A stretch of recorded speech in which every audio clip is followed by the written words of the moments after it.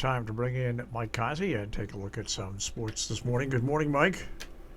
Good morning. How was your weekend? It was good. That's good. Still on. That's right. It's exactly right. Today's President's Day. So, did you make out good at the track or Fantastic. I could tell by the tone in your voice.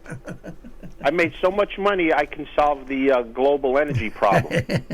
Unicorns. That's right. We could ride unicorns. Unicorns. Have to ride them the right way, though. Okay. Yeah, you got to hold them by the horn. That's right. Don't sit on the horn. No, that's not the place to sit. All Yeah, right. we did good this weekend. But see, I gave you guys the 10th, the 12th, and the 13th race at Fairgrounds. I didn't give you that 11th race, though. The 11th race is what made the weekend. I had an $89 winner in there, singled in my pick threes, doubles, and pick fours. So, but I can't give away everything for free. No. But the races we did have, Maxfield in the 10th race looked superb. A physical specimen he is, and the only thing that surpasses how he looks is how he runs. There was a speed bias on the dirt at Fairgrounds on Saturday, and this horse came from last to win handily. I left the track early because Dennis Drazen refuses to put heat on, so I came home to watch it on TV. And it's funny, this one so-called expert by the name of Andy Serling, who everybody hates, and I call him Mr. Potato Head. He was a doubter of Maxfield until he ran. He said, "Well, this horse is always hurt, and this bop.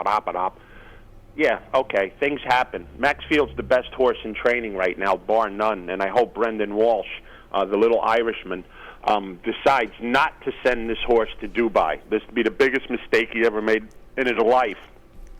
Don't send this horse to Dubai. Keep him here. Keep him in shape." He ran a beautiful race, and I'm looking forward to seeing him run next time. And we gave the exact in that race with the 6 Sunny Man running second. So we turned a $3 horse into a $20 exacta for our listeners. So that was good. Then the race after that, Captivating Moon, came from last to win on the turf. And again, Andy Serling strikes again. He said, as the horses parade on the track, he gives his little synopsis.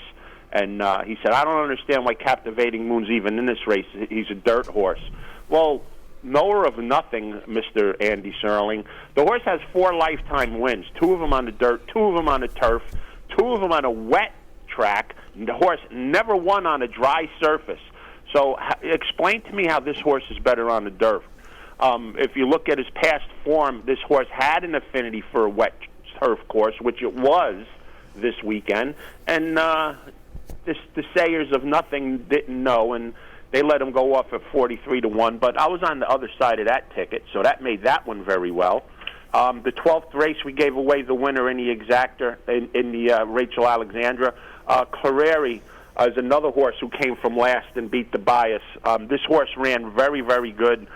Joe Tolamo gave her a great ride, sitting the rail the whole time until inside the 8th pole, then jumped off the rail as the 6th horse backed out of it, got the room to go outside and pass the second place horse in here very well. The only thing, the exacta I couldn't give you because the exacta was scratched. Our horse, Charlie's Penny, got scratched. So the second choice that I was going to, Travel Column, was the horse that ran second. So a scratch hurt us there, but Clareri won the race and very well. Looking forward to her in May running in the Oaks. And then in the Risen Star, the 3-year-old race, one of our 2 picks got scratched. Keep in mind, so Proxy was the lone horse I was holding for the radio station, but the way the track was playing, I used another horse, which I did mention, Mandaloon, and Midnight Bourbon. Mandaloon won the race. Proxy ran second. Midnight Bourbon ran third. So we were on top of things in the Fairgrounds on Saturday. All right, good day. Here's the most absurd sports story of the morning. Are you ready? Go ahead. All right. The maker, the daughter of the maker of the Super Bowl, the daughter of the designer of the Super Bowl wants an apology from Tom Brady. She's had many, many sleepless nights. You know why? No clue. Why she's She's a disgruntled Patriot fan? No, during the Buccaneers Super Bowl parade, I don't know if you saw a video of it. No. Tom Trophy took the trophy and passed it. I mean, passed it to somebody else. It was a perfect pass. It went So what? It went through the air. It was caught. It was a perfect pass. So she's now seeking an apology because she says she can't sleep at night. If I was Mr. Tom Brady, I'd send her a personalized video, me throwing it again, saying, I'm not sorry. It's a good thing she's not a fan of the National Hockey League. No, horses have eaten out of the Stanley Cup. It's been at the bottom of swimming pools. It's been every place. It's a Yeah. good thing.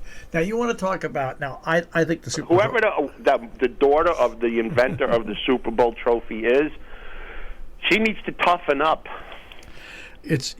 All I'm saying is, if you know, now the Super Bowl trophy is a great trophy, and just like that. But if you want to talk about the creme de It's la a creme, triangle with a football on top of it. I mean, I think I could have thought of something like that after drinking a half a bottle of bourbon. yeah, but all big shakes. But all I'm saying is that to me the most historic trophy there is the National Hockey Stanley League trophy. Cup. Yeah, Stanley Cup. And so you got to calm down a little bit. These are professional athletes. Yes, they play for money. They absolutely do.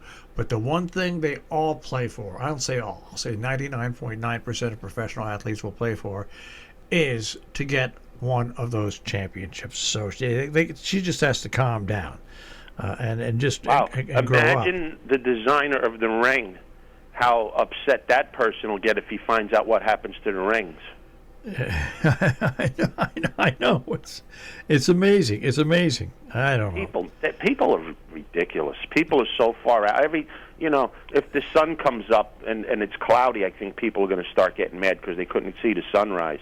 People need to wake up. Yeah, just relax, calm down, and enjoy life the best you can. All right. Now, speaking about enjoy life the best you can, the New York Knicks are not a good team, okay? But they're an improving team. And this year, right now, end of the season, they are now not only in the playoff hunt, they're in the 7th position for the playoff hunt, but they are only a game and a half back from the 4th position in the playoff. And you know why?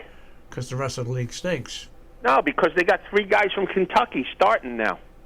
It's All of them young kids from Kentucky that go to the pros need a little time to develop, and the Knicks have 3 of them, and developing they are.